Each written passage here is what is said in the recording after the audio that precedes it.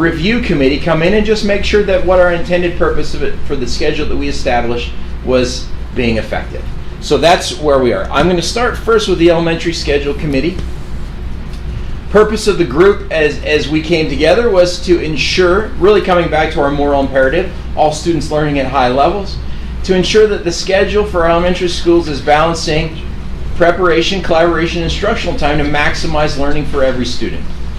That was our intent. As we came together, we discussed, the committee met in December of 2022.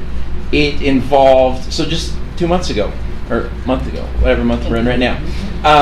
It involved a member of our DCC. We had 5 teachers from upper and lower. We tried to find a balance between upper and lower grades as well as geographic location in the district. We also included a representative from AEA. So we wanted to have a good representative body. We also brought in 2 PLC coaches, 3 principals, and then we had elementary supervisor, representative, and a curriculum director as well. That was the makeup of the committee. Here are the recommendations from the elementary committee. It was very plain, very overwhelming. They said, in fact, this was a direct quote, so I put it on there. Please, please, please do not change the schedule. Our elementary teachers feel that they have time to prep, to collaborate, and to best meet the needs of their students with the current schedule that we have for them. We followed up with our principal group and our coaches, and they completely agree with this assessment. They love it. They don't want to change it. They feel like many teachers felt like they have, for the first time in a long time, they have felt like they're able to do everything that they need to do, and they're meeting their needs of their kids. And I want to add, that's while going through the letters training. So that's pretty impressive. We're excited about that. Their second recommendation from this committee is we need to work to better protect that collaboration time and teacher time. And this comes from fine-tuning more our expectations with teachers, coaches, and principals, making sure all are on the same page, and helping our all to have the understanding that our PLC team should be led by the team leads, the teacher team leads, and supported by principals and coaches. So those were the recommendations that came from the elementary committee. Let's move to the secondary committee. Secondary committee, purpose is very similar, but in this case it's building a schedule that allows us to balance the preparation, collaboration, and instructional time to maximize learning for every student. The makeup of the scheduling, the secondary schedule committee. We began meeting in December of 2021. If you recall, this group met for a year and a half. We went through, we had members from our DCC. We had 2 members, parent members of our DCC.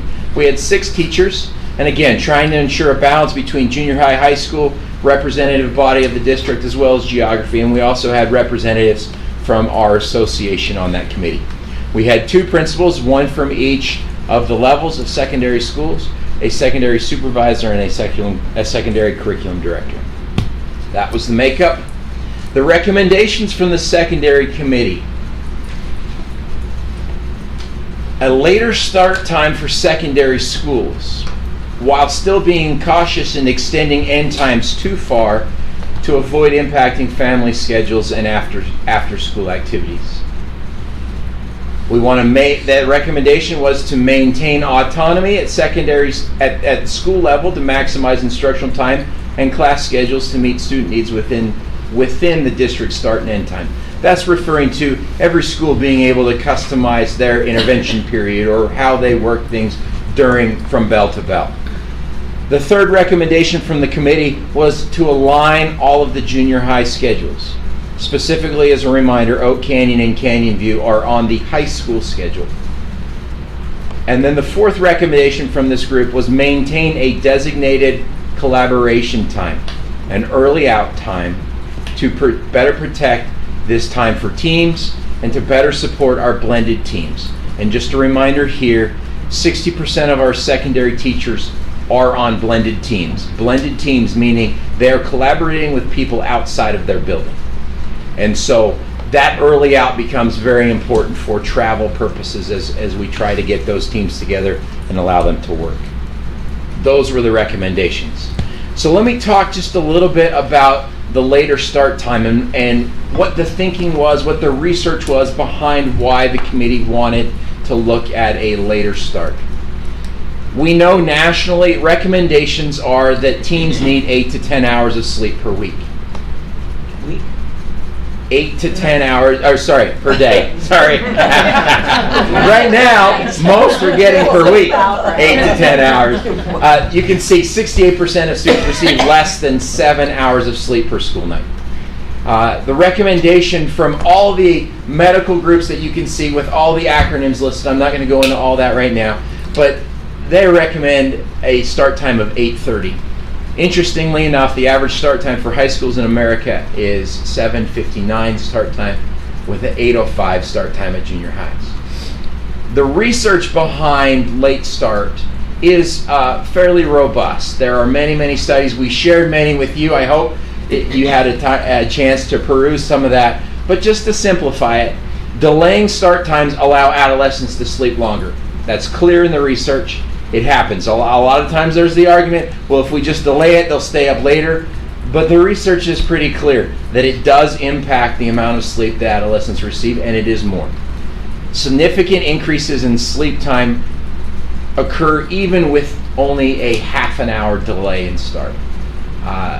The research is there. The studies are pretty reflective of this. Those are some of the outcomes. Later start times correspond with improved attendance, less tardiness, less falling asleep in class, better grades, and fewer motor vehicle crashes that involve our young people.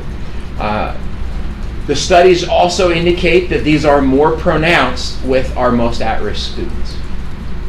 This doesn't even take into account the research behind wellness as it associates with sleep. But that's the research behind the late start and the recommendation. Okay, so this is the recommendation of a possible schedule from the secondary committee. I want to be very clear on this. This is a draft version. This is simply a possible recommendation. So on the left you have our current start and stop times, with of course the exception when it says current junior high and middle school. I am not including Oak Canyon and Canyon View. As I mentioned before, they're in that current high school start and end time. The recommended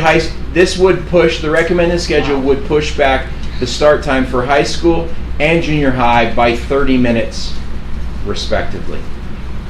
There's also, as you can see, a recommendation. The current early out on Wednesday is a 2-hour.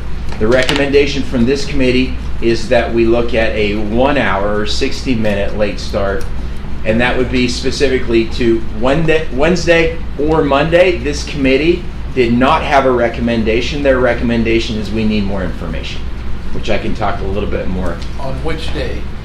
On which of those 2 days? Yes, on Wednesday or Monday. I have sought feedback from our principal group, from our PLC coaches, and the association on their thoughts on Monday and Wednesday, and the end conclusion is we need more feedback. We need more voices to be heard on which of those days. Okay, those are the recommendations. Are you waiting for feedback, or I'm just wondering when the pause is going to come, because then I'm going to start. I got my list already. Okay. Or is this the pause? This would be an appropriate time. I can tell you at this point. Let me say a couple more things, and then I'll open it up. Is that okay, Julie? Yeah, you're good. Okay. So, I feel like you're chomping at the bit there, so I'm a little. Okay. As we look at this is the recommendation that's come from the secondary committee. We have done some preliminary work, working through transportation of what this would look like. The response in a very simple statement is it can be done. However, there are impacts. There are impacts to a couple of different things. The first is the mornings could be handled, and Kimberly, you can jump in at any point if I say anything you don't feel comfortable with. In the mornings, we can handle the mornings just by dropping some students off a little bit earlier. The majority of those would be at the secondary level they're there getting breakfast, not as big a deal. But there are some earlier drop-offs at the elementary. For example, 19 of our 63 schools are 8 o'clock start. We couldn't do any more than that. That's the limit we can go to with the number of drivers we have and putting people into a 3-tiered coupling system. So of those 19 8 o'clock starts, we would have to have 3 or 4 schools that would be picked up at their bus stop as early as 6:51, 6:53, 6:55. But not the whole group, because we've got 19 on the 8 o'clock start. But there might be 4 schools we'd have to say it's an earlier start.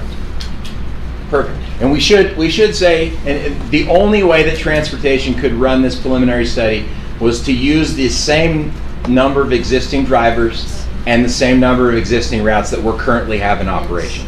So the modeling happened in that format. And prior to a recommendation on a boundary change. We'll have to go back with some numbers on that. The bigger impact is in the afternoon schedule. And it is because many factors. The biggest problem is we don't have enough drivers. We know that. We've been saying that for a while.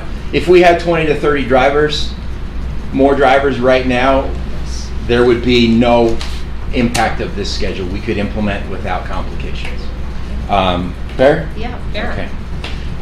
So it does impact the pickup times, and it will impact specifically the pickup times on the latter end. So it would be the later elementary pickup times would be pushed back by this schedule. I believe you said another factor would be the introduction of all-day kindergarten. I'll tell you how that impacts transportation. We love it, whatever lens we're looking at, operations or learning. All-day kindergarten will be a great benefit. Where it impacts transportation is our contracts run like this. We have a 4-hour contract and a 6-hour contract. Our contracts are not like a typical 9 to 5 job because we have morning assignments and then a break and then come back and do the afternoon. What kindergarten allowed us to do is extend so that we didn't have people necessarily going home for long periods and then coming back to their job and completing it that way. That's the complication of our current system. Now, we could pivot to what a school district like Granite does. They have made changes to how they're allocating their funds to be 8-hour contracts for bus drivers. But guess who owns start times? Not from the school and the learning teams. Transportation owns their 4-tiered system, and they dictate when schools will start and stop. It's based on their program, but they can recruit and retain their drivers. In fact, they're not in a deficit because they have an 8-hour contract. We've chosen, whether good or bad, we've chosen to focus on lowering class size, recruiting retained teachers. We've focused our budgets in a different way. So ours, we haven't focused primarily that way, but that's how, when people say, how's another district doing it? Well, they've got a different system. It costs more. We can look into that, but they're 8-hour contracts, and that looks different. Our contracts are do a little bit, go home, do a little bit more. One of the other things that we have talked about is as a potential possibility, but there are complications here as well, and that would be if we looked at the later start time at elementary and we said we could push that back 15 minutes. So instead of school starting at 9:15, it would be starting at 9:30. And then that would push back the end time. The challenge with that is this group recently already went through a schedule change 2 years ago, and there's concern about that. And so as we look and we try to balance it, in an ideal world, we would say, let's go, this is what's best for kids, but we have the other impacts, and we don't want to displace one group for another group, and so we're trying to wrestle through those decisions. Okay, are we ready? Yes, we're ready. Okay. You don't have to convince me that secondary late starts are what's best for kids. Like, read the research. Like, there's no question. This is backed up 100% what's best for our adolescents. The hard thing for me is it's going to be the transportation piece and it's going to be the school start piece, because I guarantee you what the problem is the west side is going to have a bigger issue, because with Eagle Mountain being 52 square miles, it means that the bus drivers on the west side are driving further and they're driving more kids because less people live close to their schools. And so and I've already had an issue, which I've brought up repeatedly, about there are too few schools in Eagle Mountain that start at 8 a.m. There's just not enough. There is a massive inequity when you look at start times and how many people are starting later versus earlier. My concern with this is that if we start pushing even later times for all of our working parents, not to mention, I'm assuming that some of the kids on some of these smaller routes who are going to be going earlier or staying later are going to be some of our SPED and ED kiddos. Yes. And that's going to be a struggle, because then what about the supervision? What about, kids being in school extra time that really is not, like, they're done and they're checked out, and teachers are done and checked out. I love how much research you guys have done, but until you can convince me that this is not going to be one more way in which the West Side struggles, like, I'm sorry, but like I cannot target an area, and an area where I would argue that, like, when we're looking at those scaling models and it's tier 4, it's only the 2 high schools on the west.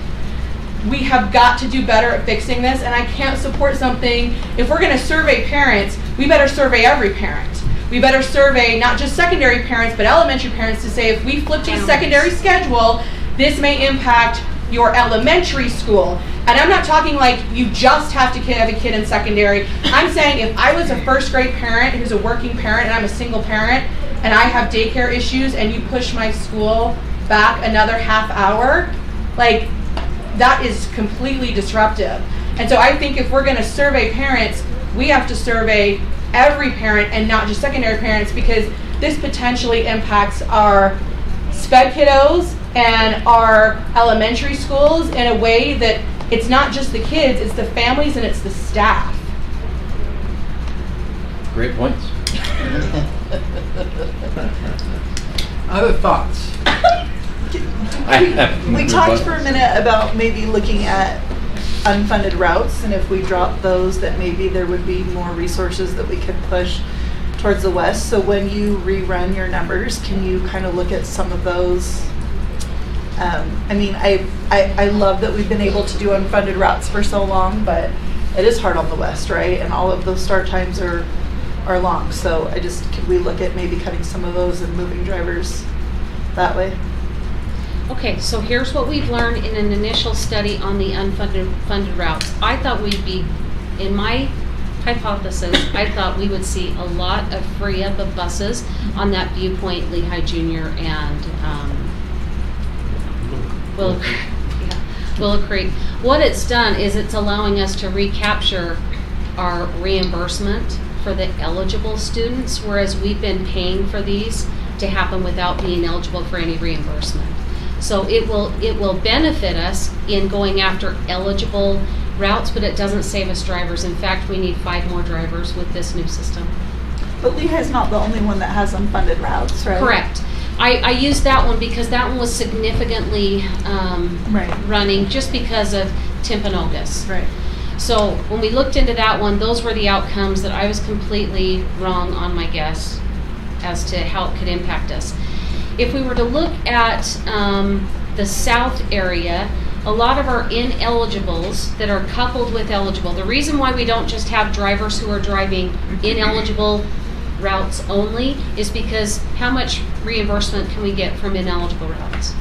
0. So we couple them with eligible routes within so that we can at least go after the routes that are eligible, and therefore we're retaining more drivers than normal that we're getting paid for. So at 2 schools where we tried to drop the ineligible, and in fact we did, I was walked out to take a look at those kids we were no longer going to be transporting, and it was devastating. It was a lot of our disadvantaged students who they rely on that service because it's a home situation that they don't have transportation. And this was a high school that I was looking into, and those are hard decisions you guys have to wrestle with. We could unlink a couple of them, but it won't help us to the level that I think we thought that it would by unlinking those. We can do it. Other districts have done it.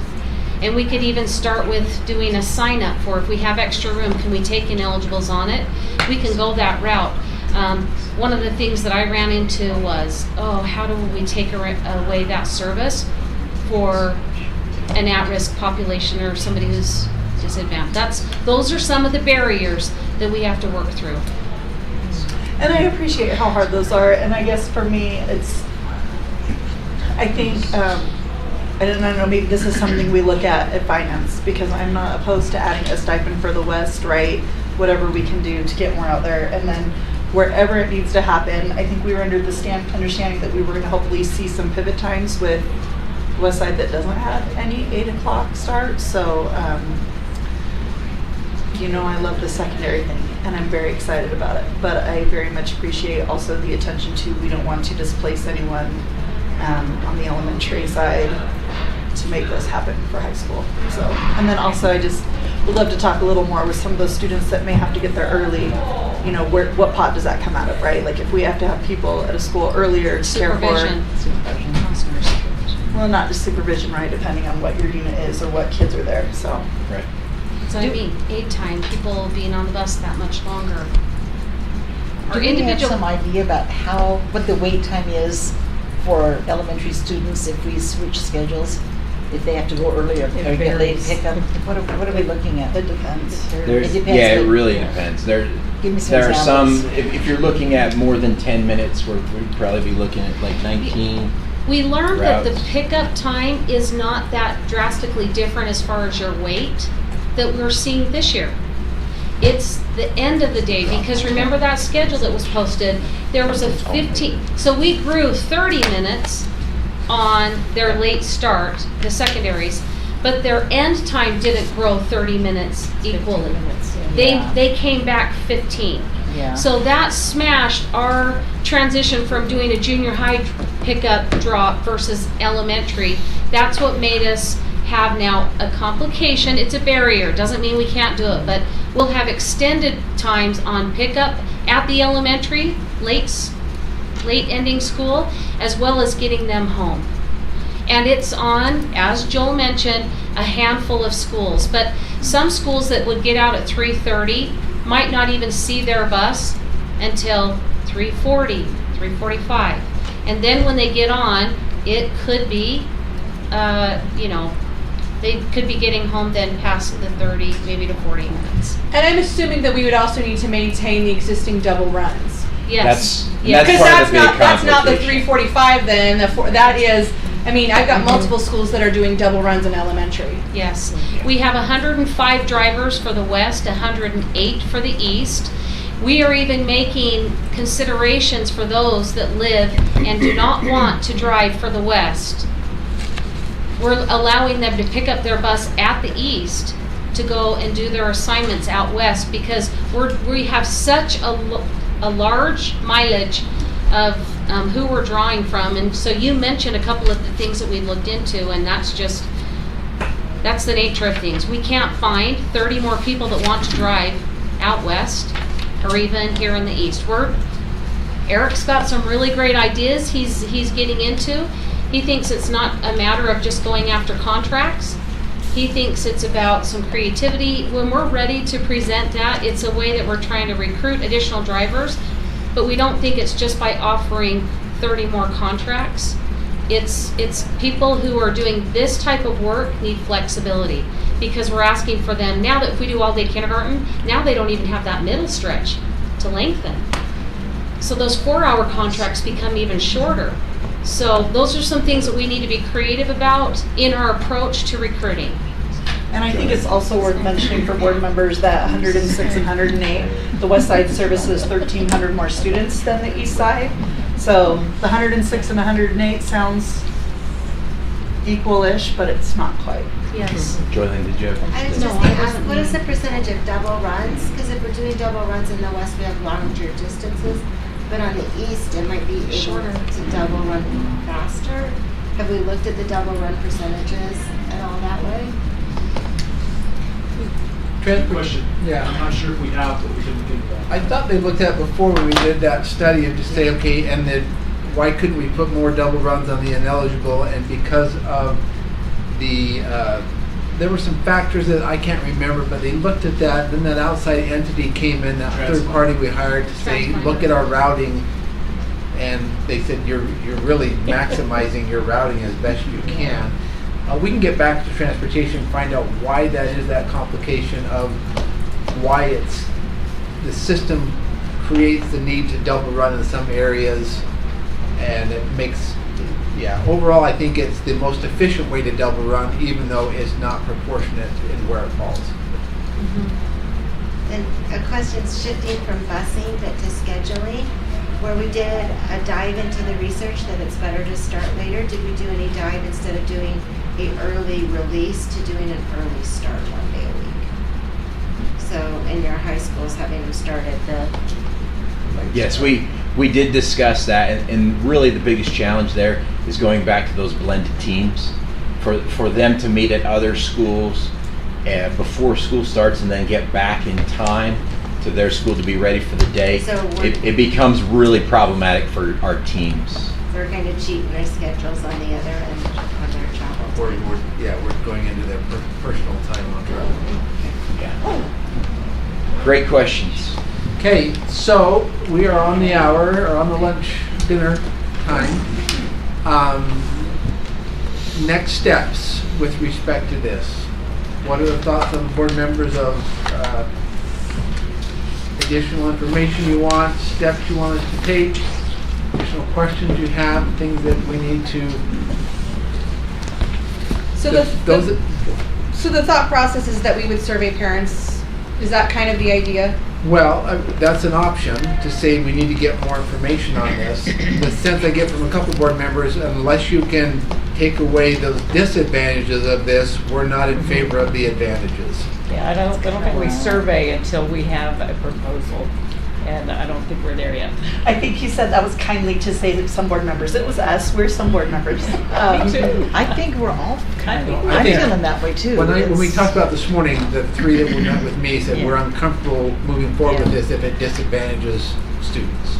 Well, and I think I would just love to see more on the transportation and what we can do. And also, I'd love to just know from our transportation people, what incentive would you need to drive longer? And, I don't know if it's hourly with benefits. I don't know if it's an 8-hour contract, because I think we could dialogue a whole lot of things in finance, but if they're not interested in it, then that's probably a waste of time. So I'd love if you could just reach out to drivers and figure out what it would take, and then... Of the 24 drivers that we grew since last year, and we're only halfway through this year, so our data is partial. If you look on the right, because Eric and his team have been keeping a tally of how were they recruited, like what made them come and apply, almost every single one was a referral from a parent or from a current bus driver, and one of them was a sad news story. Oh. So, and that was 24. But let me just share the reality. We know as of today, 6 drivers are retiring. I mean, we've got a field, we need 30 drivers if we look at current drivers today for what we need for next year. There is something that we would need to look at, adjust in a recruit and train, but that does take you on a major pivot when you look at budget. I mean, it's something that can be done, but we've kind of been locked into teacher, lowering class, you know what I mean? There's that, and we try to stay within what is our strategic plan and work according to that plan. There are things we can do. I just think we have to say, what will that then do to our plan, and where do we go? But of the 24, we do have about 17 that are termed, since last year to this point. So what concern we have that if we're going to implement this for 23-24, we would need to have a final determination within a month. There is some more information that we can gather with respect to transportation and looking at that.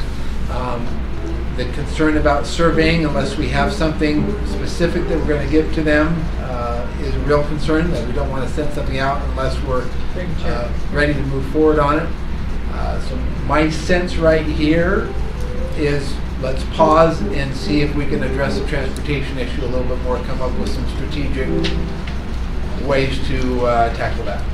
One more cool idea for the Ledge team is if we could take advantage of all the teachers who say they're retiring and we can give them that lift for another partial job opportunity. Wouldn't it be great to transition right into a bus driving instead of having that weight gap? Because you still have people who are. Yeah. There are two bills. Why are you- There are two bills to do that this Okay, session. why are you laughing, So, Stacy? Representative Berkman. You're asking what are some silver bullets? What? Somebody- I think that is a fun, creative idea. That would be a lot less. Get your CDL license? Yeah. But also before we leave, can we just thank our committees and their leaders for the work they put in, because that was a huge lift, so. Thank you. Committee work. President Hackett, I'll turn the time back. I was about to say the very thing that Stacy said, so thank you, Stacy, that was eloquently said. Thank you for your information, your participation. Let's go eat some dinner and the fun continues. There we go. Our former superintendent, Patty Harrington, started these You're coming, Stacy. Except I think I have to.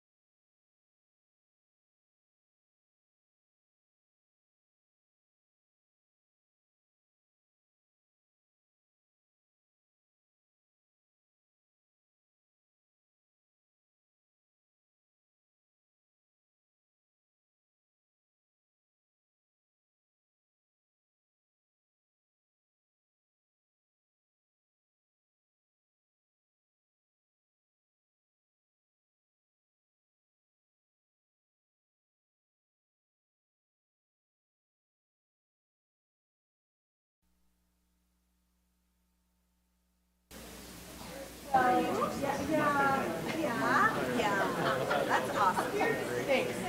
They do a little thing for each of us, so. It is so good to see you. Okay, welcome to Alpine School District. We're delighted to have you here today, and we're especially delighted to have wonderful music that we cannot get enough of. I personally have a very strong bias in favor of jazz bands at every level, and these guys sound fantastic. So congratulations to them, and kudos to you parents who've supported them and paid for lessons and driven them to early practices and rehearsals and whatever it takes. They sound fabulous. It's hard to believe that this is a junior high band. They sound so good. So moving ahead, yes, thank you.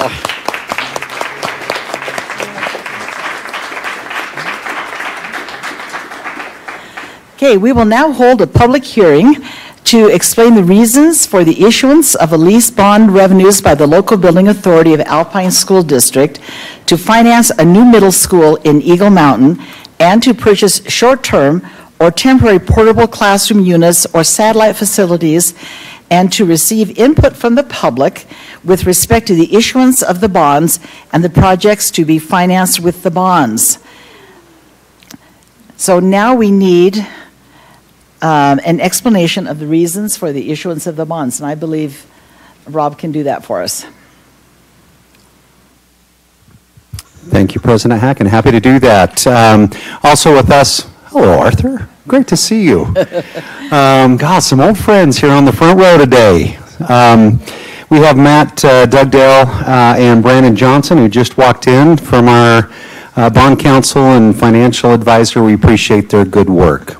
As all of you are aware, bond proposition did not pass in November. We still have significant needs.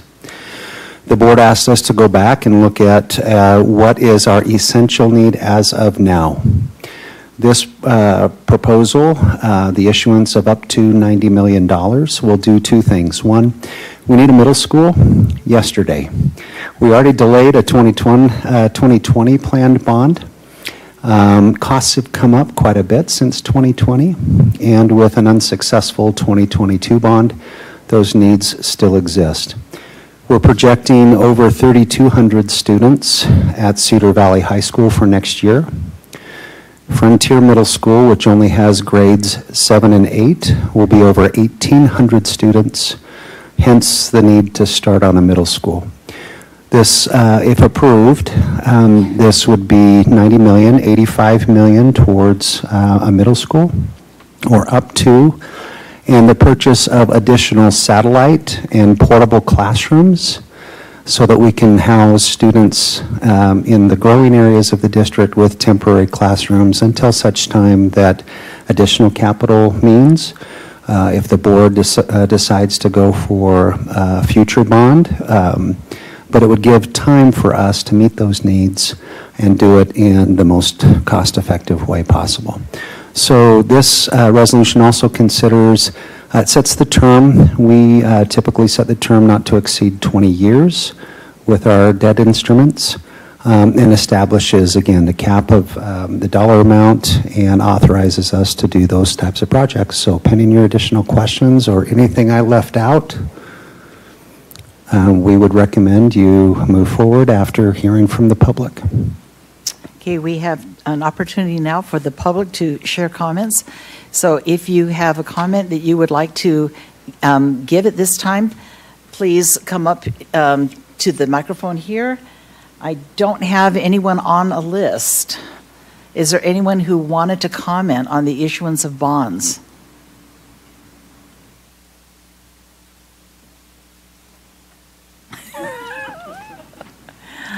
I want to make sure we don't miss any voices. If there are no public comments, then the public hearing is now closed, and we will begin our regular board meeting at 6:15. So feel free to meander and talk for the next 5 or 10 minutes. Did we get to say Saunter. Yes, we need some background music now, right?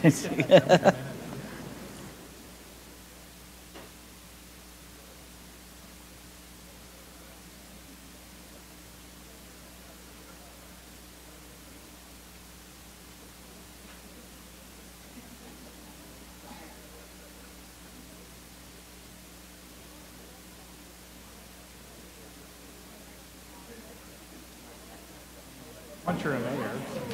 Yeah, you do it once in a while now.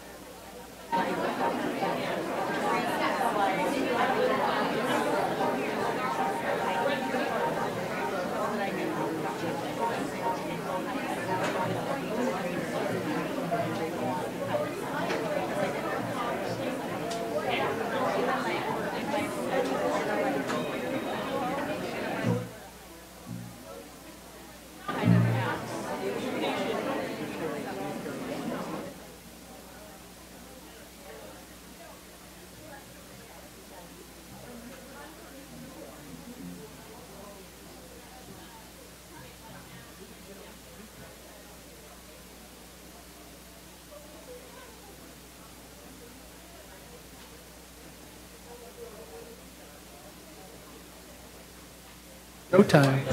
Okay, everybody, welcome to our Board of Education meeting. We will call this meeting to order. The first item on our agenda is the Pledge of Allegiance.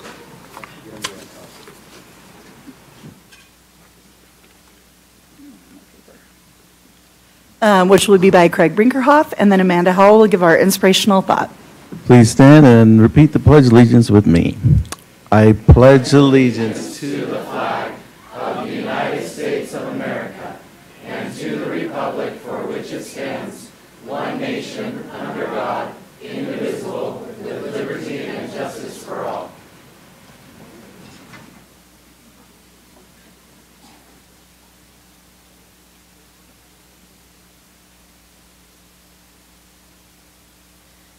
What do you dream of? In your wildest imagination, what do you see yourself doing?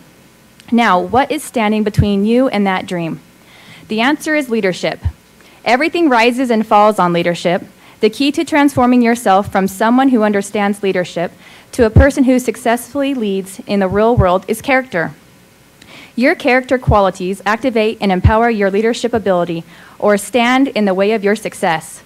To go to the highest level of leadership, you must develop these character qualities from the inside out.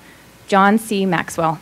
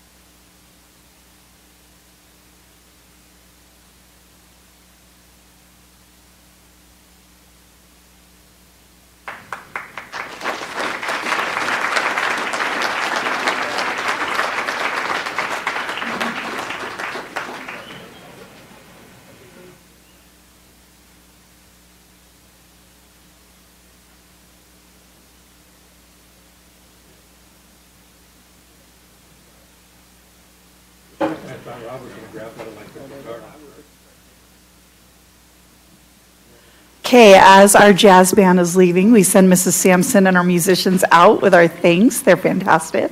And we will invite Principal Barth up for our recognitions.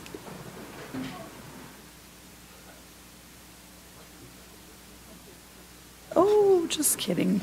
Okay, then we're going to invite Mayor Wilson up to say a few remarks.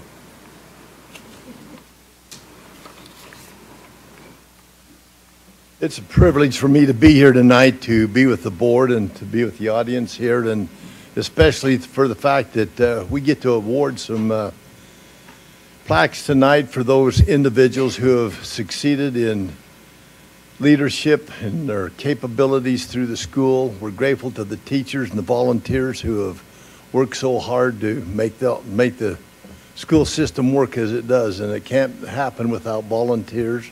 Can't happen without good teachers. And these students, we talk about students being our future leaders. I truly believe that they're our leaders now. I think that there's something that we have to look up to, and we have to respect for the leadership that they show as we speak right now. I want to tell you a little story, and maybe you shouldn't tell stories at a meeting like this, but I'm going to tell you anyway. A long time ago, I was going to Utah State. I was going to be a dairy farmer. Well, I've done dairy farmer. I was going to work with dairy products. I've been a milk and cow kind of guy my whole life, and I hated cows. But I got scholarships in dairy science, and so I was going to be a cheesemaker. And when I went to Utah State, I had a class, and the professor walked in, and he told us his name. His name is George A. Stoddard.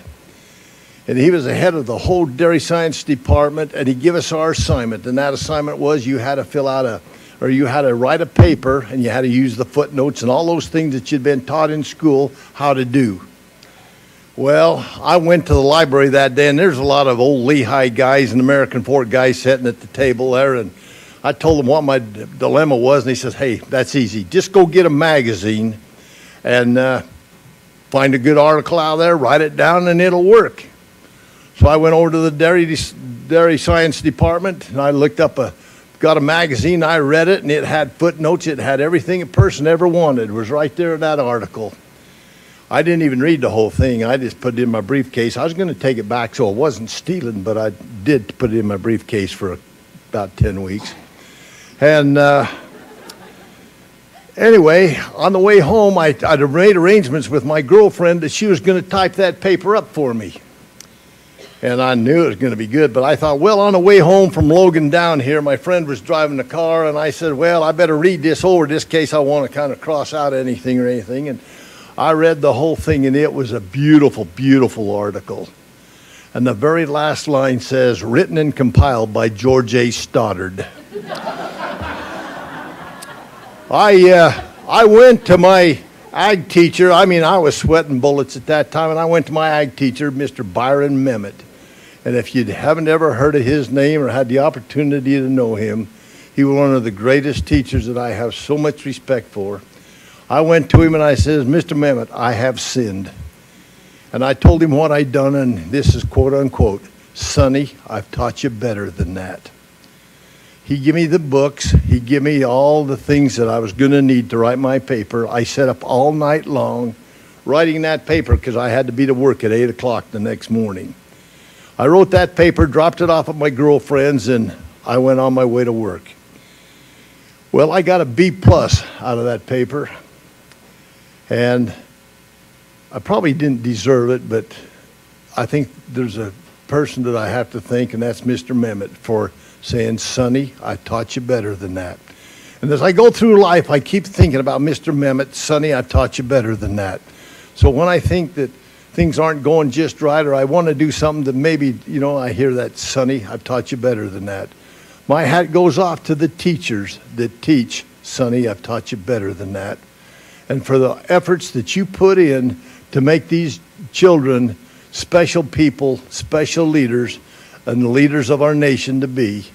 And I'm grateful to be amongst such a great group of individuals, grateful to be with you board members tonight, and thank you for your time.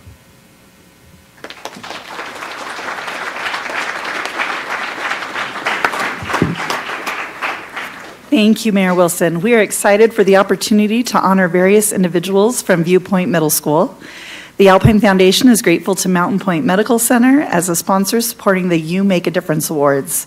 Carmen Zapata, Ken Loosley, and Community Advisor Board Chair, Mayor Burt Wilson from Mountain Point, and Arthur Newell from the Alpine Foundation Board will make our presentations. Do you guys want to maybe stand here so when they come up you can greet them? Well, this is strange. I'm going to kind of split the mic going both ways. It's so fun to be here. I was talking to President Hagen over here this morning or this afternoon, and I was just saying, for me being on the foundation board, which I've been on for I think around 25 years, and I have loved the Alpine School District. I attended the Alpine School District. My wife attended Alpine School District. Our 3 children attended the Alpine School District, and I'm very passionate about the district and the great, the educators that are in the district, and the administration, the staff, and I'm grateful to this great board who devotes so many hours on our behalf to help make the district a better place. And I'm just very, very grateful about that. Superintendent, thank you for all that you do and your team here at the district office. The Alpine Foundation, our role is to help provide resources for the classrooms. And so we do that in a number of different ways with a number of different fundraising opportunities. And if you're interested, I'd love to talk to you about donations of time and your talent and your resources. That would be wonderful. So thank you for being here. I so love that middle school jazz band. It reminded me of Mr. Long, my middle school band teacher, who, by the way, let's face it, band teachers are going straight to heaven. And I just remember when I was in middle school, I wanted to be in the jazz band, but I played the French horn. And Mr. Long let me be in the jazz band playing my French horn. So I'm probably the only French horn player that's ever played in the jazz band. But it was a great memory for me. And I'm pleased to be here with Mayor Wilson, a dear friend, and grateful for Mountain Point Medical and their community engagement. Kent Loosley and I are neighbors and friends. We've been on a number of boards together. And Carmen, thank you for all that you do for the community as well. So my privilege is to be able to read these, and then as I read your name, please come forward so we can talk about you with you're facing the audience. So it makes it more uncomfortable for you, which is wonderful. So we're going to begin with teachers from Viewpoint. Let's begin with Darren DeGrassi. Darren, did I say your last name right? DeGracies. I had a 50-50 chance there. Thanks, Darren.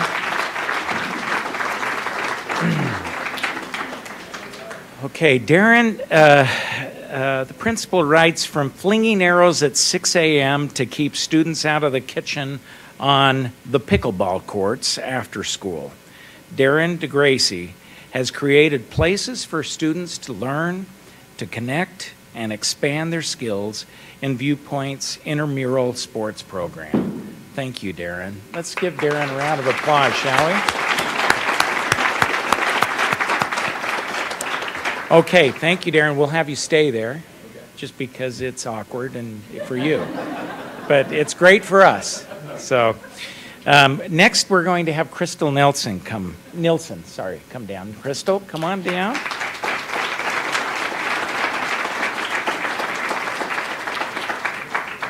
Crystal Nilsson had never worked on a yearbook before and has created a program that allows students to show their creativity and collaborative skills to create an incredible product.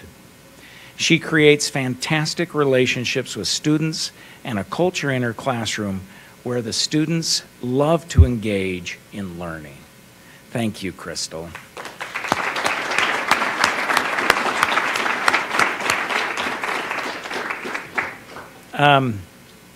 I just sit here thinking, aren't teachers the best? It's wonderful. And the support people too, because we can't do it, educate these wonderful children without the support professionals. So our next category are the support professionals. And we'll begin with Susan Brown. Susan? Come on down, Susan.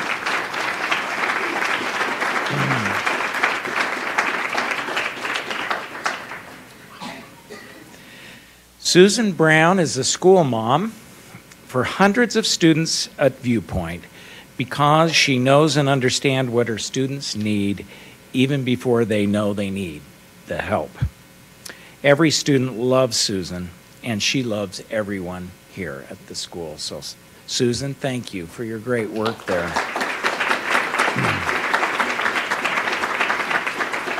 Our next one is Jared Pegram. Jared?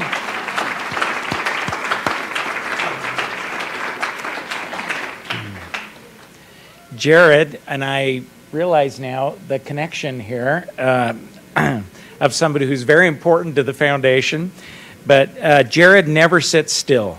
From emptying trash and removing snow to building podiums, Jared is constantly looking for ways to improve Viewpoint. Thank you. Such a critical role. So, Jared, thank you.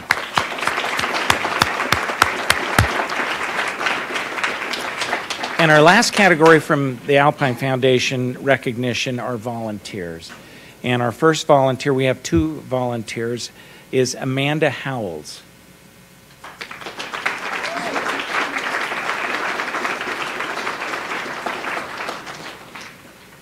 Amanda gave our wonderful reverence earlier. Amanda can often be seen at the school from subbing to running Jurassic activities. She spends a lot of time helping to ensure that every student has a positive experience at Viewpoint. Thank you, Amanda. How many Viewpoint supporters are here tonight? Can you raise your hands high that are from Viewpoint? Yeah, that's great. That's awesome. Our last one is Jenny Timmerman. Jenny?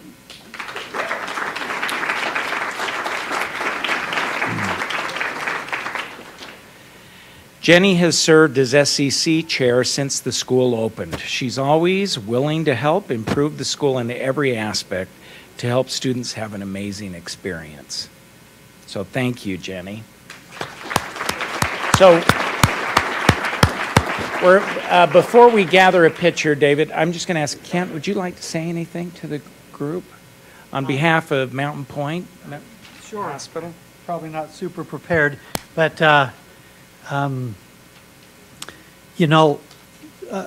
come from a family of educators. My father's a school superintendent, retired now. My mother's a school teacher. My wife's a school teacher.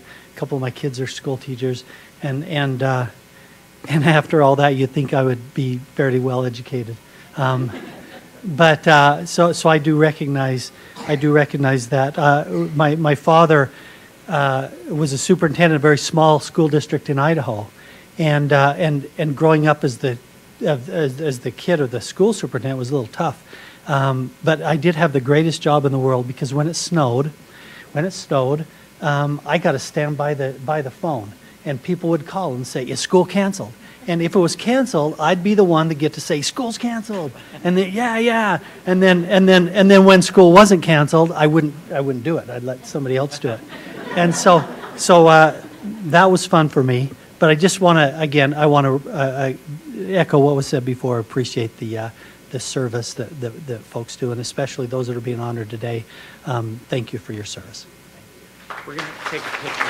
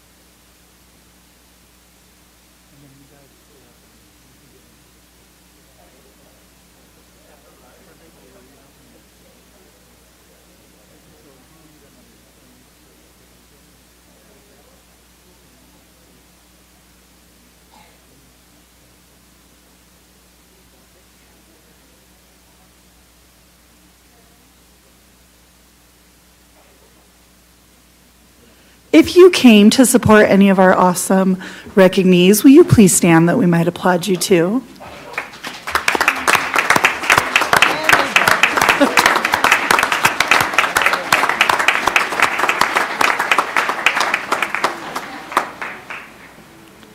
Okay, and now we'll have the student recognitions by Principal Barth. Super. Hey, I don't have any cool stories. So here we go. Our very first student that we are going to recognize this evening is Sophia Jarvis. Sophia, come on down.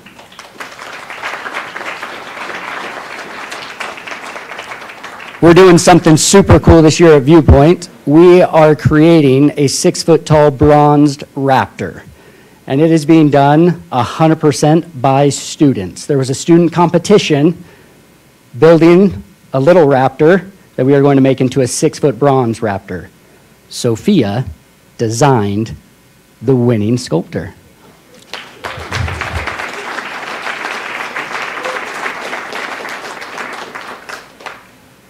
Our next isn't able to be here with us tonight, but her name is Marissa Kaufman. I'm just going to read a little bit about her.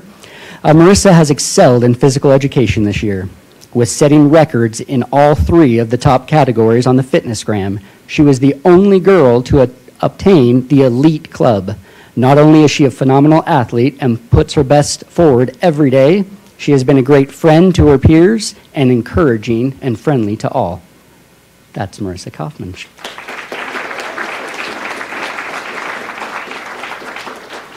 Our next student is Isabella Alves. Come on down, Isabella. There she is.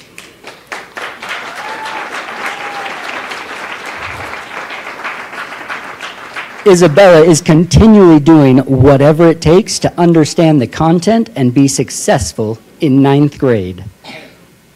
She asks clarifying questions to check for understanding, is always respectful, and is wonderful to everyone. Thanks, Isabella.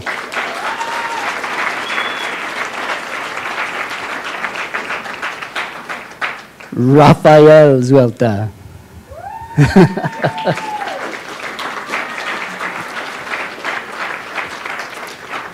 Raphael is one of the hardest working students Mr. Jefferson has ever had the privilege of teaching. His dedication to learning and growing is second to none. And all of those skills make him an asset wherever he goes. You're awesome, Raphael.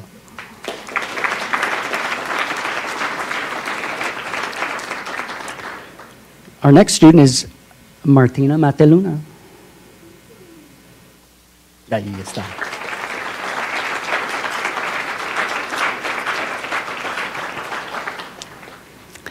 She consistently demonstrates her desire to learn both English and science skills by actively participating and working with those around her.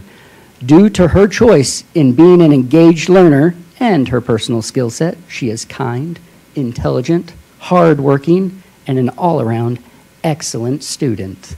Thank you.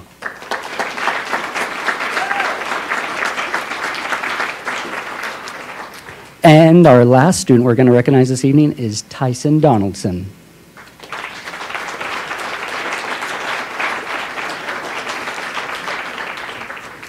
Tyson is our best web dev coder so far.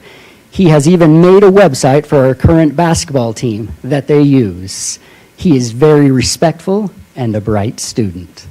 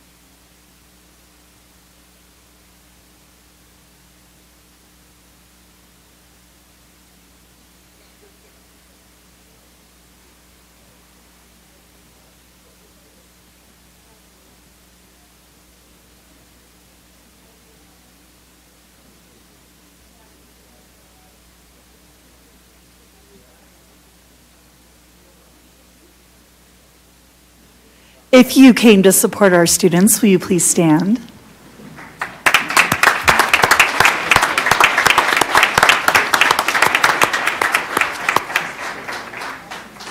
Principal Barth, we are excited for the school overview.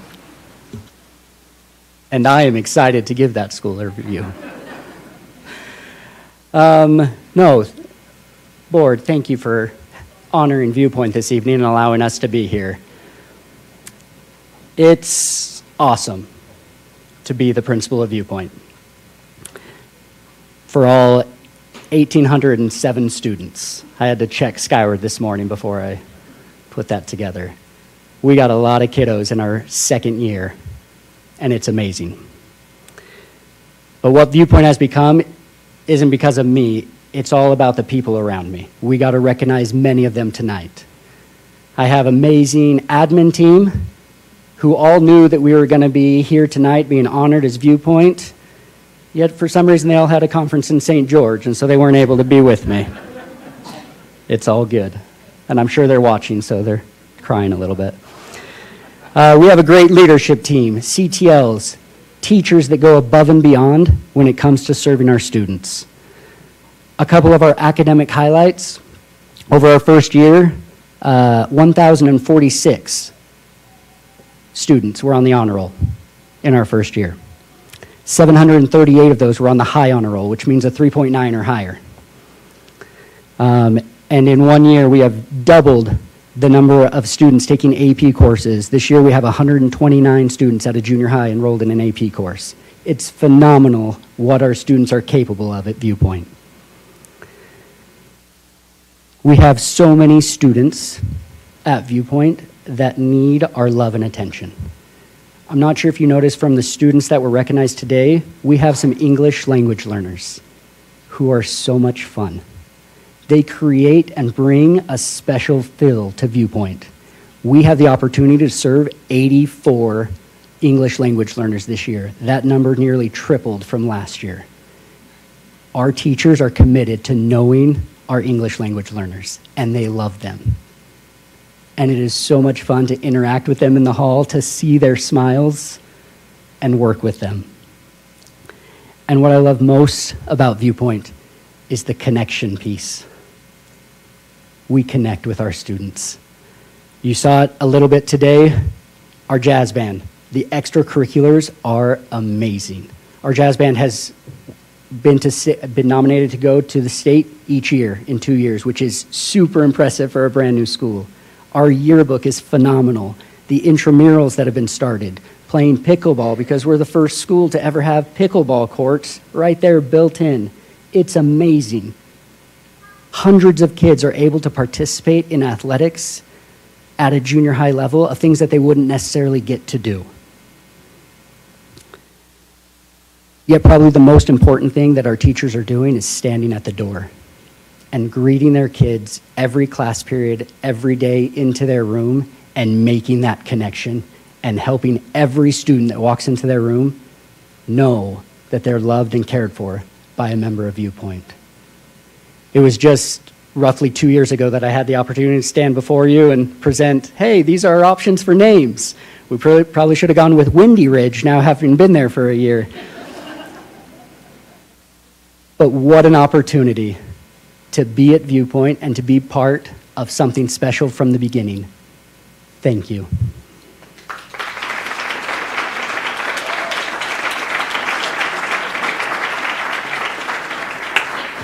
Thank you, Principal Barth. I love that he provides an amazing environment where everybody in the school can be creative and to thrive, and it's a remarkable thing to watch. Before we move into community comments, if you came to be recognized or watch someone be recognized, it would absolutely be appropriate if you would like to exit now and go home and enjoy your evening. We will send you with our love and thanks.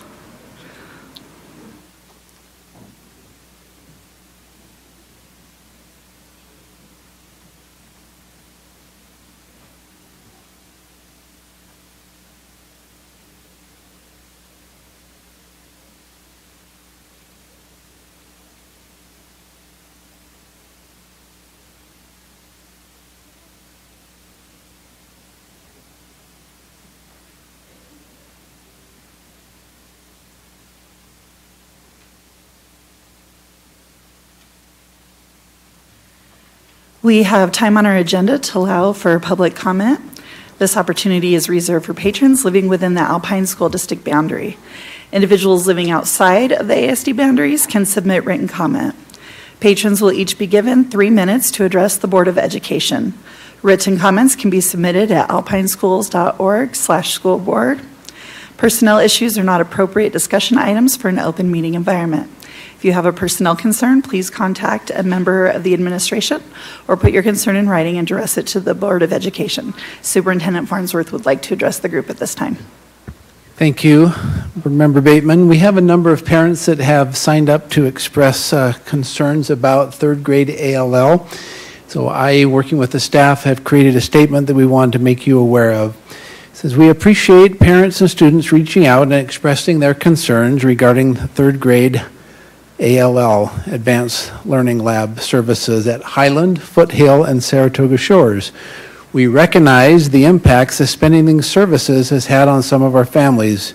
We are suspending these services to allow us time to study them in depth and restructure them so they can be provided equitably across the district.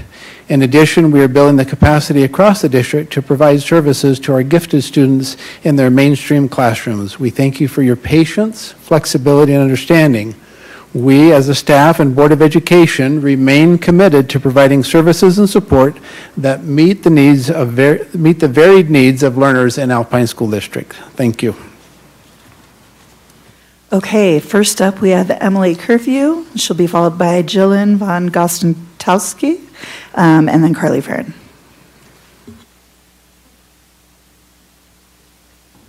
I'm one of the third grade ALL moms. My son was in that program last year.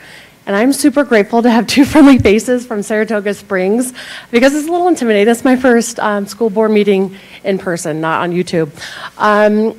Several of us moms, when we found out about this a week and a half ago, we started a petition to see if we can talk to you guys, see you guys face to face, to ask, can we please keep this third grade program until there's another program in place? I think at this point, we love this program so much, and each of the parents and of the children in the third grade ALL have seen huge differences in our children. So I'm here today as a mom, a community member. I'm a big community person and also a substitute teacher as of last year, thanks to, oh my gosh, I'm blanking. Oh yeah, because she was in the PTA meeting at the beginning of Harbor Point last year when that school needed help, and she's like, we just need subs, and I was like, got it. So now I've been able to be in a lot of the standard classes as well as sub in the ALL classes, and it makes all the difference in the world to have kids that are thinking and engaged with learning in a certain way based on their social skills and their emotional abilities, and I've seen a huge difference when they can be together. And so I just would want to ask if you would consider keeping this program until we have something more concrete in place to replace it, and then maybe in the next meeting we can see about getting it into second grade as well. Okay? All right, thanks.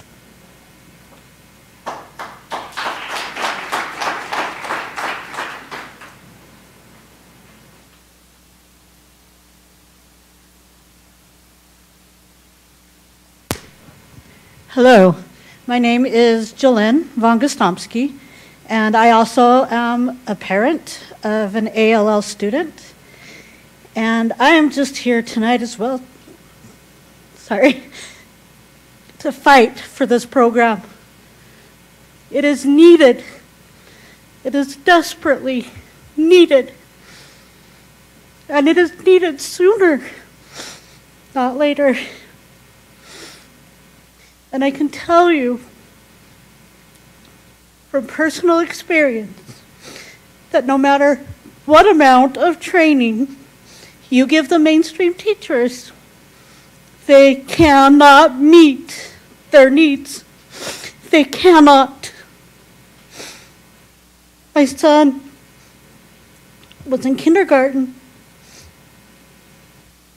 Total wasted year. His needs were not met. He moved to first grade. Another wasted year. His needs were not met. Again, he moved to second grade, and it was another wasted year. 3 years of his education were wasted. Finally, he got into the ALL program, and it was miraculous for him. It was exactly what he needed. After 3 years, his needs were finally met. This program is desperately needed, and their needs cannot be met in a mainstream program. They need to be together. They need each other.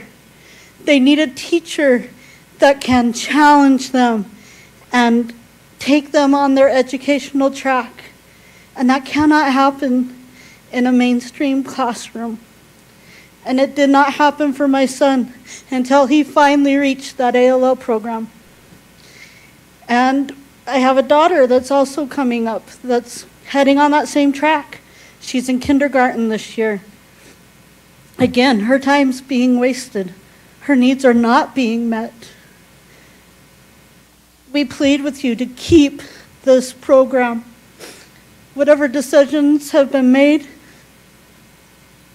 we plead with you to keep this program in place for these kids that need it. They are indeed special needs, maybe not in the traditional sense, but they have special needs. And the regular programs cannot meet those. Thank you.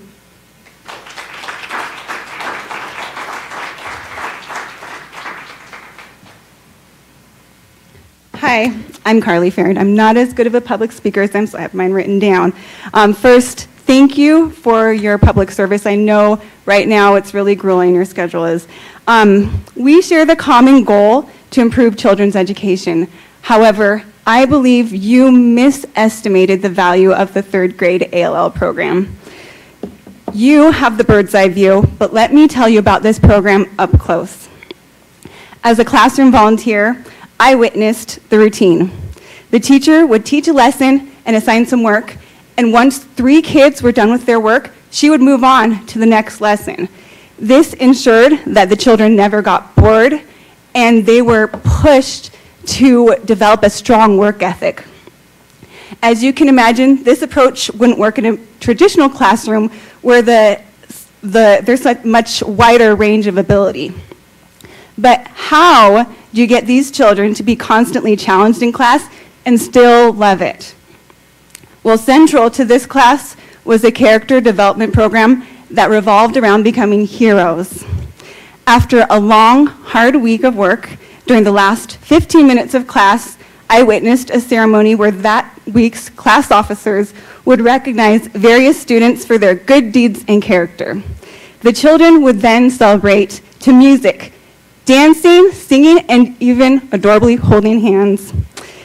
This was the reward for a hard week of work.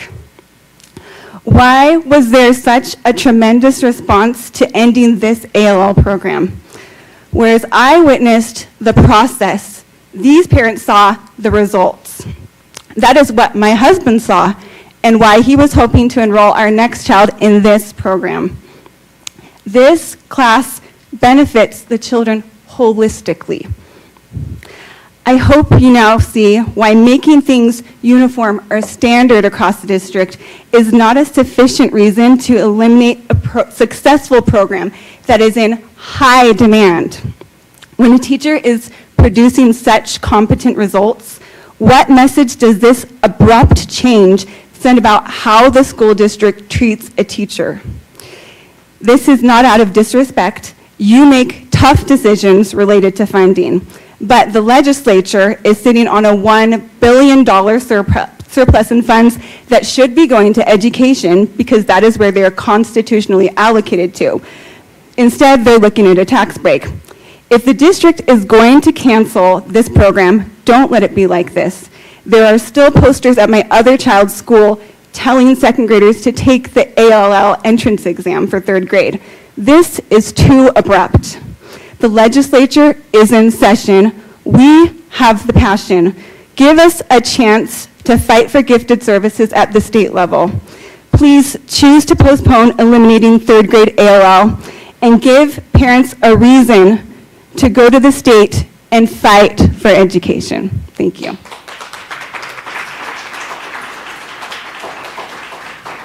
Next up, we have Jessica Young, and she'll be followed by Gina Swap.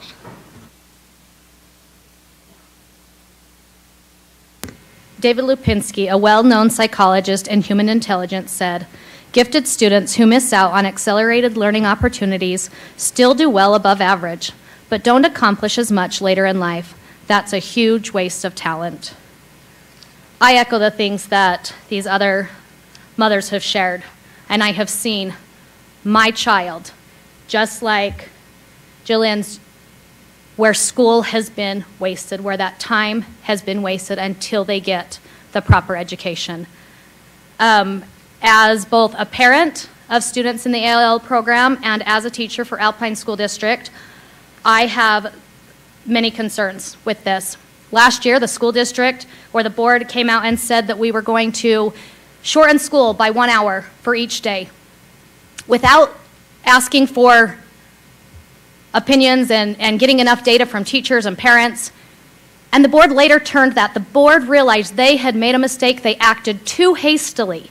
And I thank you for changing that, for making it right. And that can be done in this program as well. We can make this decision right. In the email that we were given as to reasons why the ALL program was discontinued, I have several concerns I would like brought up so that hopefully we can get some proper information. First, it says that it was piloted years ago. This is the most successful pilot program I guess we've ever seen. If we are considering something that was started over 15 years ago and still referring to it as a pilot program, that is one successful program.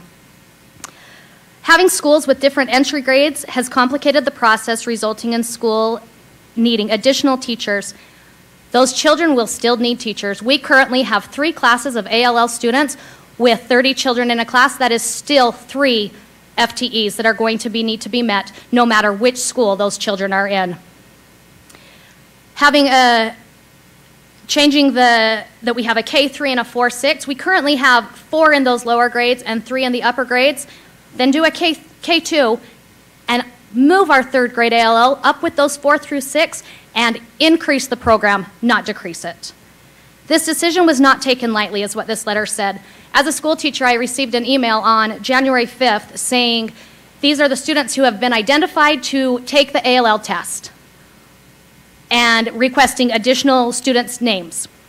8 days later, a letter was sent out to me because my son was registered for the test saying, we have decided to discontinue the program. That is a hasty decision. Also, the fact that it has not been even put out in the boards, in the Alpine District letter to the parents last week, I feel like we're not getting all of the information. As a school teacher, as a mainstream teacher, I cannot provide for one more thing in my class. I've already got to do letters training, and I already have this program and this program and this program. These needs of these children are not met, and we need to meet their needs just as much as we do our special needs students. Thank you.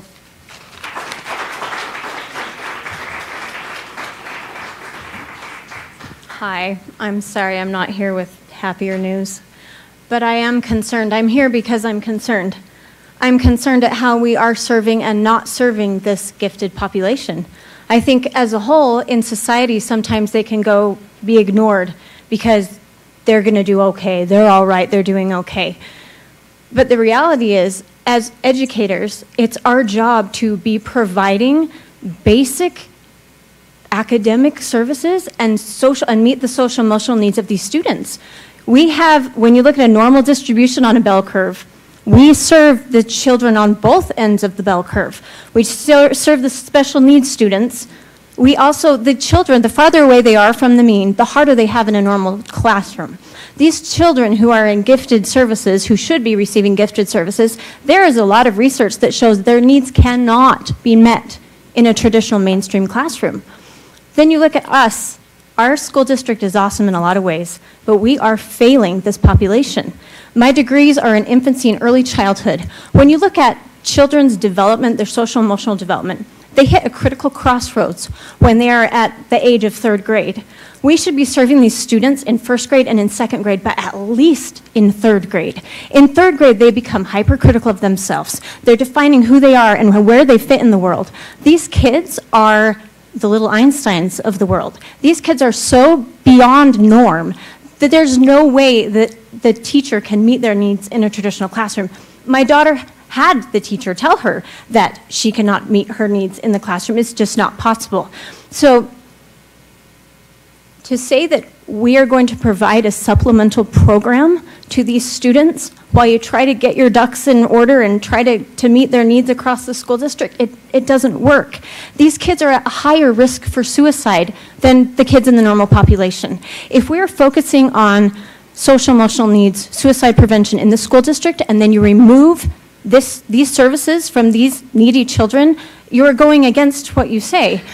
Also, when you think about, I know the bond failed. You guys have to make hard decisions, like Carly said. For me, first is safety. You got to get a roof over their heads. You got to make sure they're safe. But second is their basic educational needs need to be met. We're not talking about extracurricular activities. We're not talking about enrichment programs. We are talking about just making sure that these kids learn in school and that they can learn in a positive environment and realize that they have worth and they can also give back to society. That's more important than any other extracurricular activity that you have. So please, as you're prioritizing things, keep that in mind. Don't take this program away. There are no services that would meet the needs of these kids at the very, very high end if you take away all 3rd grade classrooms in ALL. Research shows this. They don't meet their needs in a normal classroom. The National School Board Association defined school equity as allocating resources according to need. We have a proven need. In Saratoga Shores, there were over 300 students who were testing to get a spot in one classroom of 27. There is a need. Please do not take away services to these children. They need it. I've spent hundreds of hours in that classroom volunteering. These kids don't fit in a normal classroom. Please don't take away what they need. Thank you.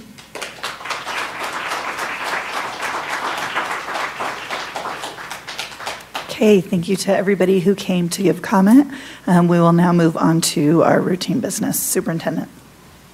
Yes, you have received your trip requests and the LEA-specific licenses, the routine business for this month, and I recommend your acceptance of the routine business. I move that we accept the routine business. I second. Okay, a motion from Sarah and second from Mark. Any discussion?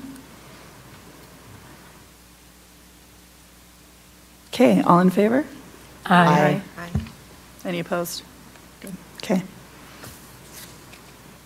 And then our action item, Sarah? Okay, we now need to consider a resolution authorizing the issuance of lease revenue bonds by the local building authority of the district. I need a motion. Am I making a motion to consider, or am I making a motion to move into LBA? You're making a motion to adopt the resolution. Okay, I move that we adopt the resolution 2023-002, consideration of adoption of a resolution authorizing the issuance of lease revenue bonds by the local building authority of the district. Need a second? A second.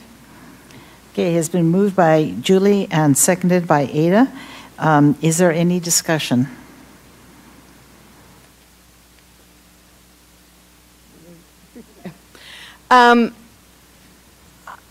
I know there's probably going to be some concern about why we are moving to do lease revenue bonds at a time when our bond failed. One of the realities is that many of the projects in our bond, pretty much all the projects on our bond, they were not wants, they were needs. And we have a significant issue coming forward for some of our schools, specifically our secondary schools in Eagle Mountain. We have projections that Frontier will be over 2,000 and that Cedar Valley High School will be approaching 4,000 students. We already have a current satellite at Cedar Valley. We are looking to bring in an additional satellite next year. We have a responsibility to our taxpayers. We also have a responsibility to our students. And to me, this is a critical need that needs to be met based on the dynamics where it will require at least 2 years of construction. We need to move forward so that we can provide for these students and fulfill our responsibility to them. Thank you. Is there any other discussion?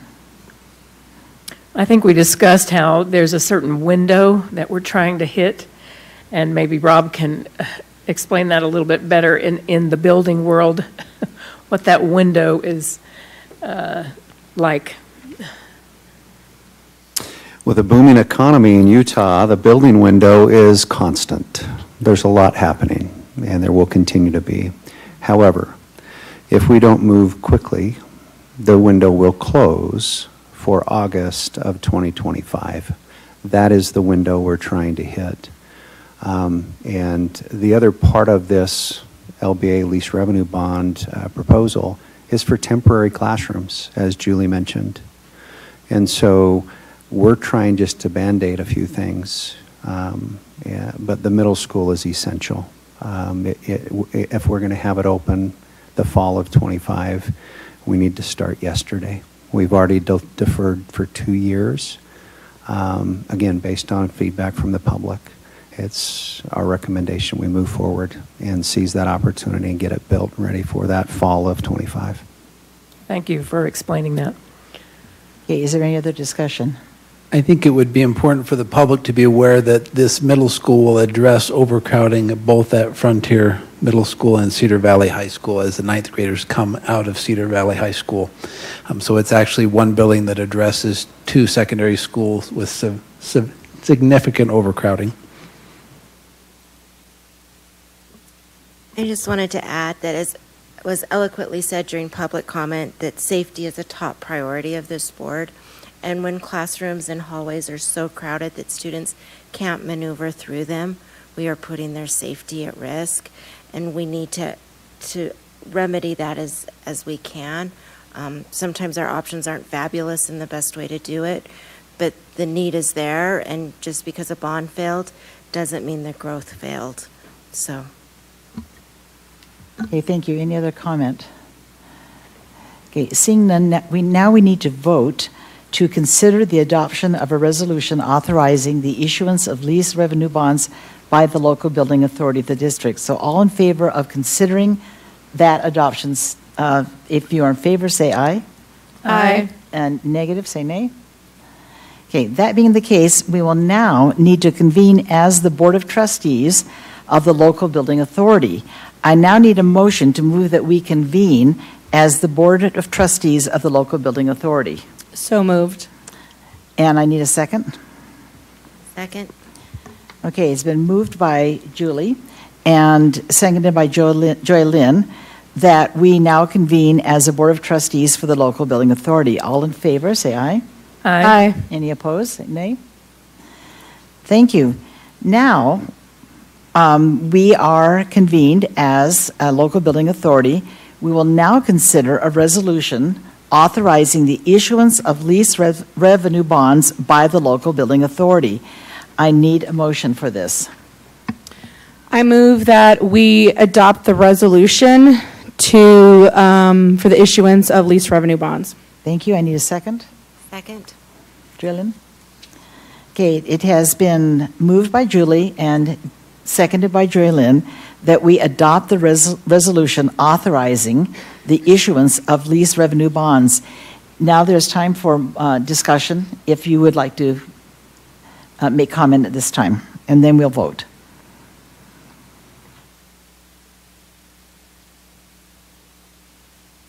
Okay, seeing none, since we have already had some discussion, all in favor of adopting the resolution authorizing the issuance of lease revenue bonds, say aye. Aye. And any negative, say nay.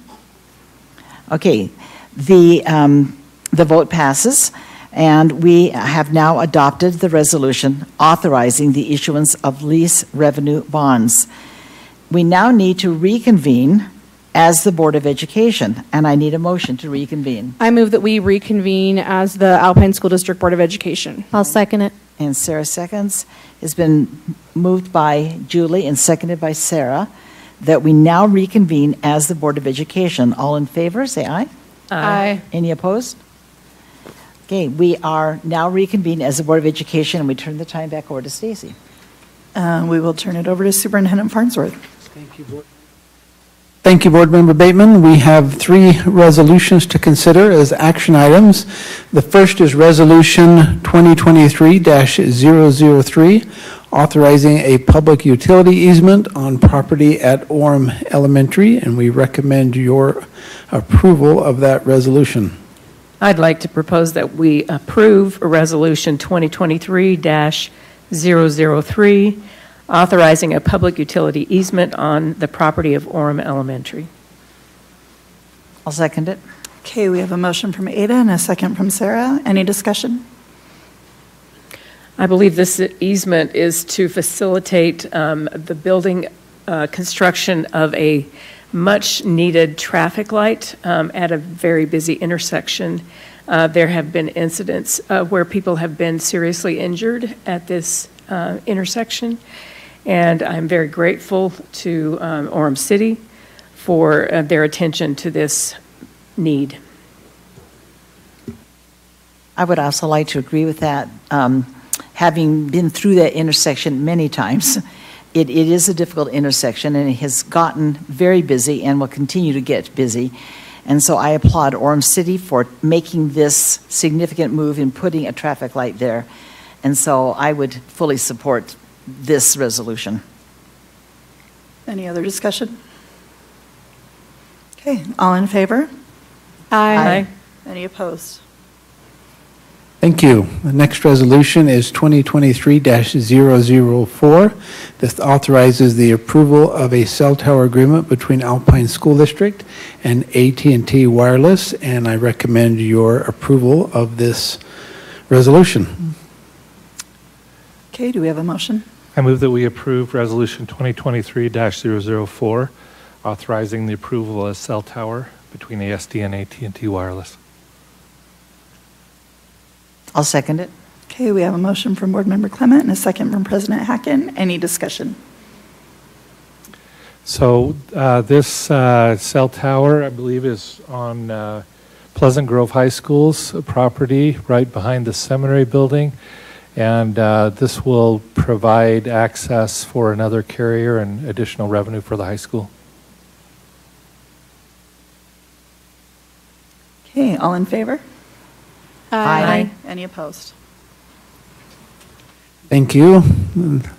Last resolution in our action items is Resolution 2023-005, authorizing the approval of an interlocal agreement between Alpine School District and Lehigh City Redevelopment Agency, and we recommend your approval of that. And I will allow Rob to share some information about that to the board once you enter into your discussion phase.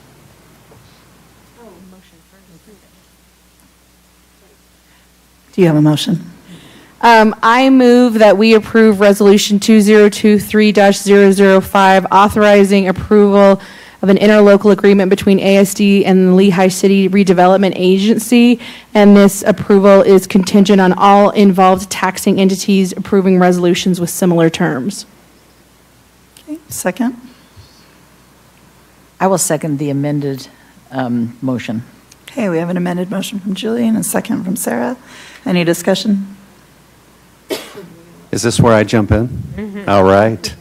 We have a few guests here with us tonight. My friend Stan, Virginia, Mansour, and somebody I don't know, but hopefully we'll get to know you here in just a few minutes. Stan, would you maybe come to the podium and just introduce who is here with us tonight, and then I'll make a few additional comments. Thank you. Wow, I didn't think I'd be in front of the microphone, but I'd be delighted to do this introduction. Virginia and Mansour are from Texas Instruments. They're located, their headquarters are in Dallas, Texas, and they live close by.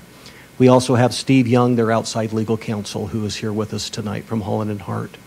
And I've had the opportunity to host them all day. We were at the Capitol for a while, and we've been over to Lehigh City, and now we're here, and it's been a fun day so far.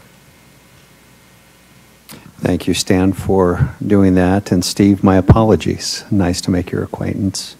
A couple of things, board members, just to remind you, a white paper brief was presented for you in December and then updated. You received documents, and you have discussed this resolution as well as the details. To quote a member of the governor's staff, this original project in 1995 is the silicon in Silicon Slopes. And we appreciate the relationships we have had and look forward to other relationships moving forward. Board Member King and I were privileged to be appointed by this board to represent you at the Taxing Entity Committee, and that meeting was held last week. There was a unanimous vote during that meeting to approve the project and move forward. I don't know how things at Lehigh City went, but I imagine they went fairly well.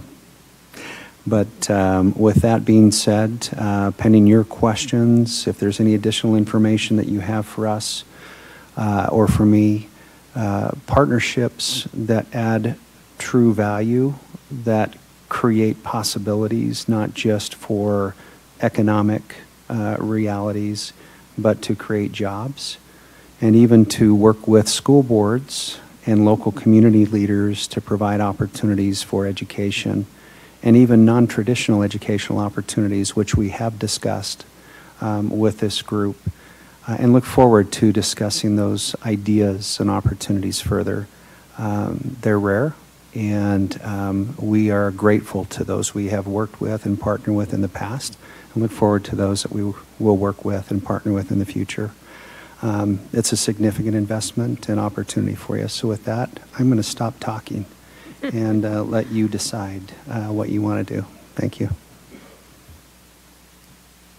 I think, speaking for myself and maybe for others, this is a very significant decision, because having this kind of facility is not just important to Alpine School District or to Silicon Slopes or to the state of Utah, but to the entire United States. This is a global effort to become more independent and to become more progressive. And so I applaud this partnership and welcome you here today. Thank you for coming.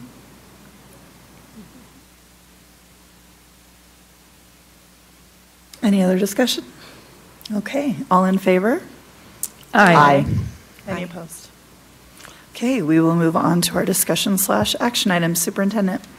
Thank you. I would invite our guests to feel free to leave. We would love to stay and chat with you. You have other things to go do, so it's good to see you. I'd love to shake your hand. Can we do that? Yeah. Thank you. Thank you for coming.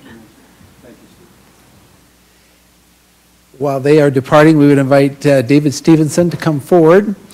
He is going to share some information with the board regarding the boundary for the new elementary school in Eagle Mountain. At the end of his presentation, I would recommend your approval of the staff recommendation for that boundary and open it up after motion for any discussion and questions for David. Thank you, Superintendent Farnsworth. Thank you, board members. We do want to talk, obviously, as the agenda item is the boundary and the new elementary school in Eagle Mountain. But we'd also like to talk briefly about where we're at as far as a district-wide boundary study. But I would like for us to celebrate first. Kimberly Bird and her team with the operations have been hard at work at getting the new school in Eagle Mountain built. And here is a short 20-second video of what it looks like today.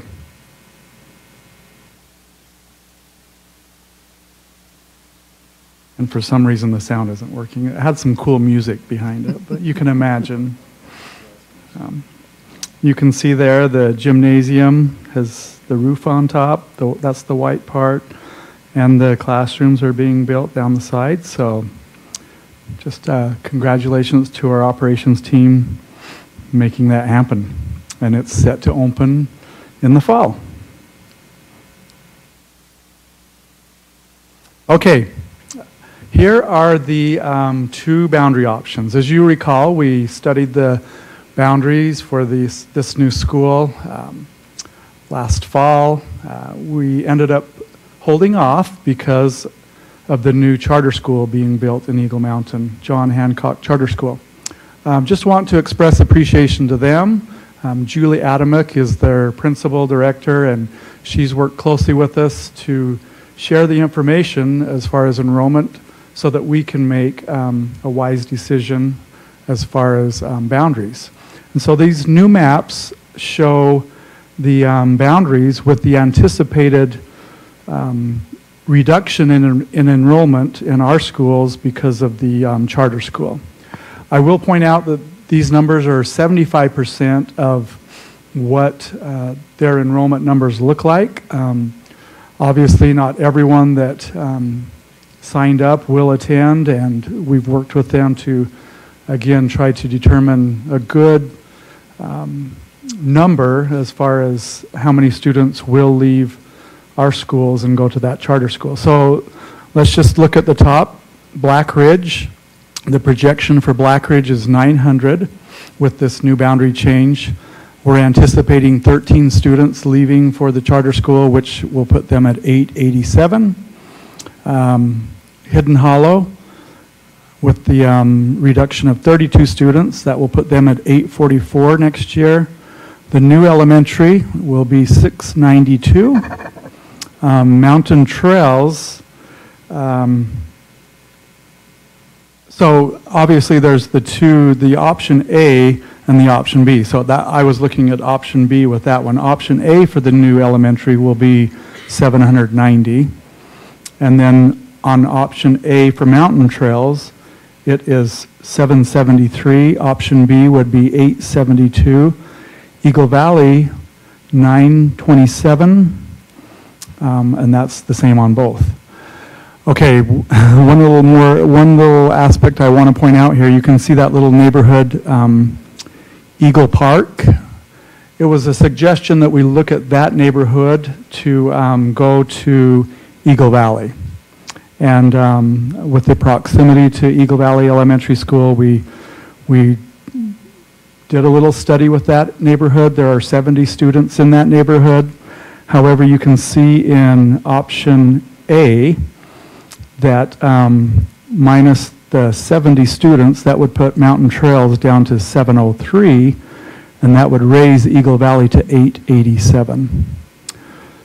So the staff recommendation is to go with option A and not move those 70 students to Eagle Valley Elementary. There you go. Any questions, comments? Okay, do we have a motion? I move that we accept option A for the proposed boundary for the new elementary school in Eagle Mountain. Okay, and a second? I second it. Okay, a motion from Board Member King and a second from Board Member Clement. Any discussion? So, David, I just wanted to express my appreciation to you, to poor Derek with my unending questions of what if we did this and what if we did this, as well as Jason, everyone involved, all the principals in the area who participated in this. This was, there was a lot of input given, I also want to give a shout out to Vicki Carter, the elementary supervisor in the area. I think one of the things, we received a lot of parent feedback, and I feel like we tried to look at each piece of that parent feedback. For example, we did get some feedback from parents in Lakeview Estates as well as Sage Valley about potentially moving those students to Black Ridge that are, the boundary now shows them going to Hidden Hollow. We ran those numbers, and it would potentially put Black Ridge over 1,000 and reduce Hidden Hollow significantly. And the challenge with that was each one of these areas is going to experience growth. So these boundaries won't stay the same because as growth comes in, I mean, we have a massive development coming in above Hidden Hollow. There are, Overland is going to be a significant size once it is completed. We will continue to have growth in this area. We will continue to need to build schools.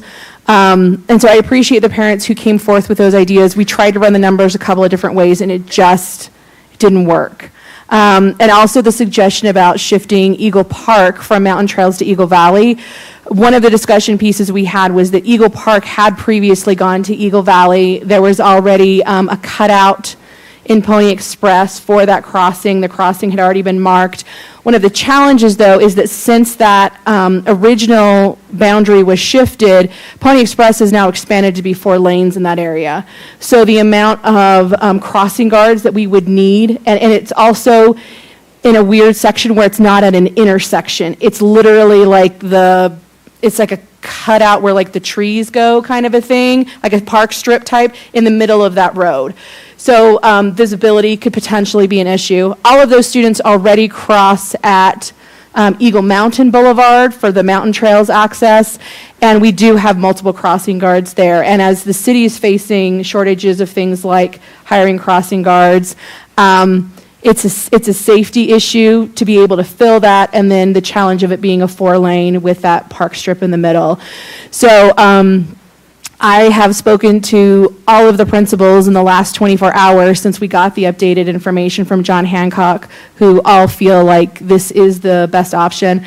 The other thing is that by 2024, all of these schools are in the 800 range, which quite frankly in Eagle Mountain is kind of unthinkable when our average size of enrollment in an elementary school right now is 1,030 kids.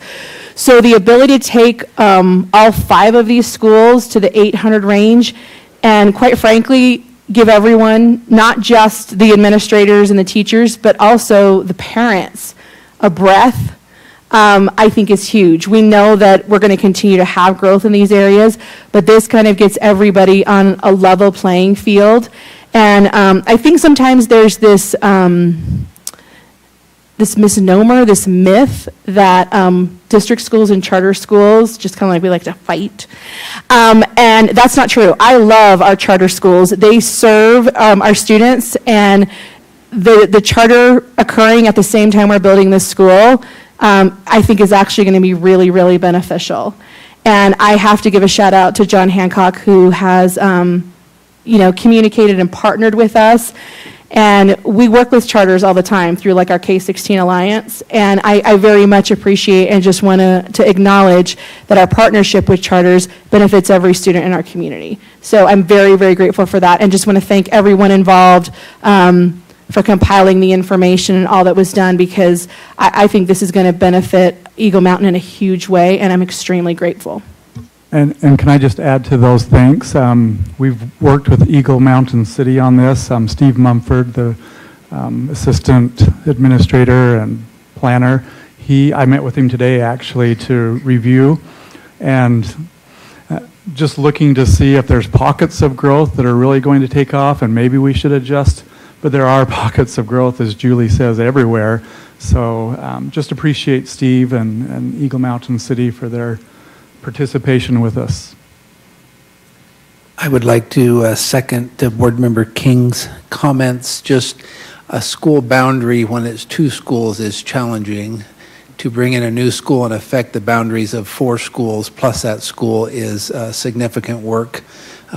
Collaborative work by all involved, so thank you publicly to the staff, teachers, administrators, city officials, everyone that was involved to make this a benefit to multiple schools and families.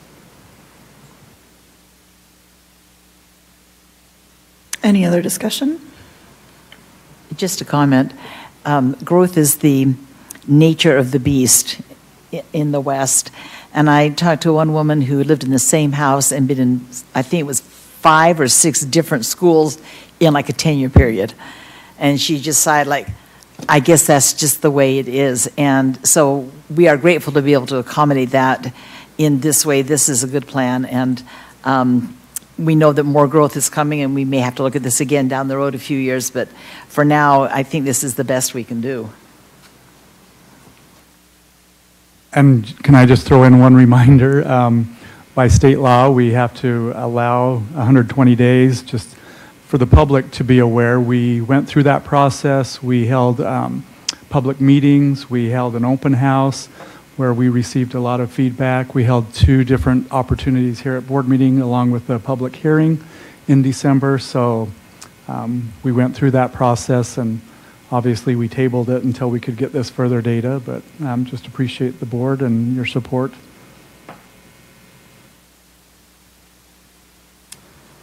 Okay. Any other discussion?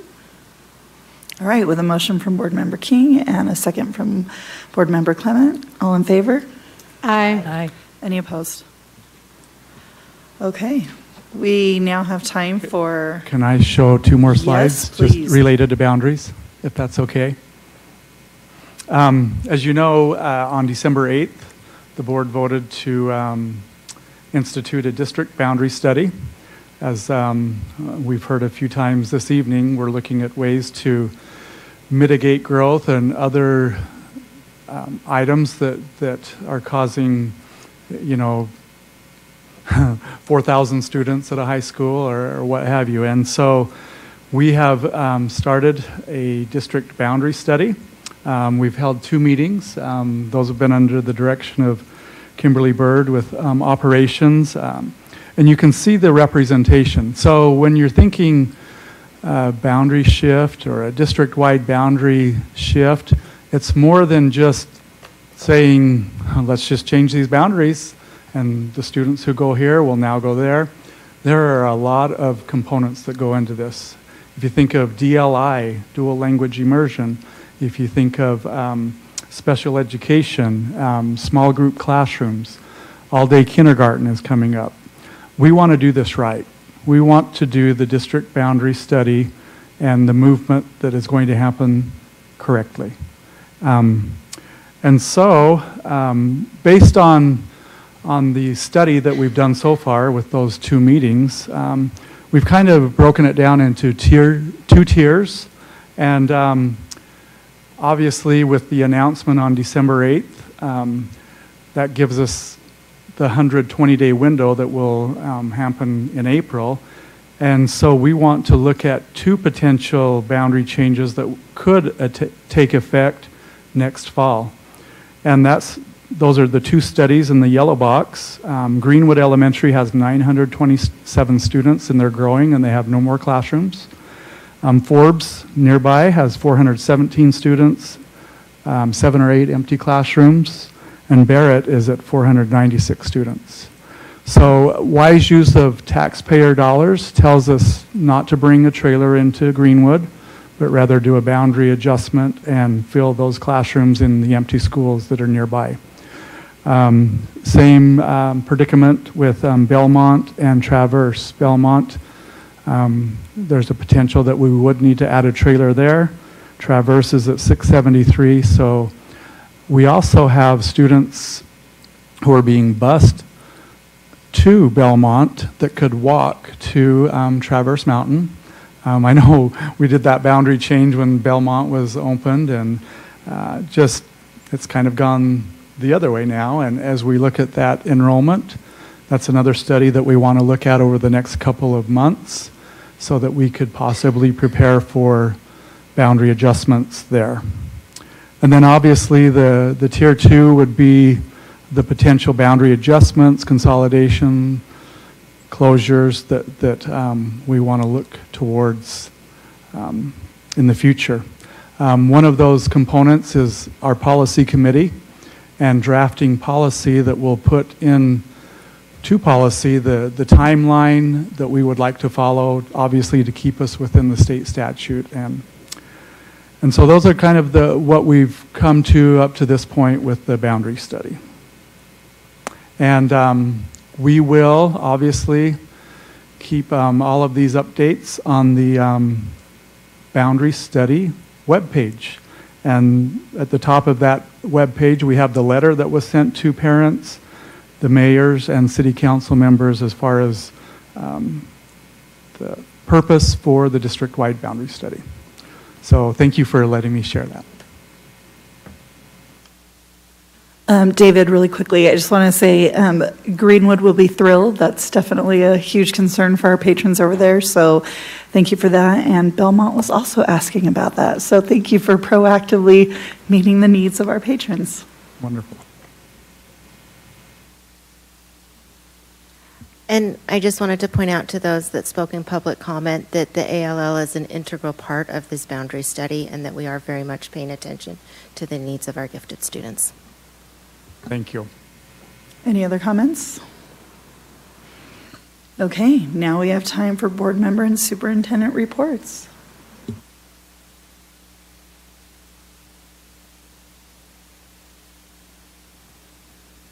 Does anyone have a report?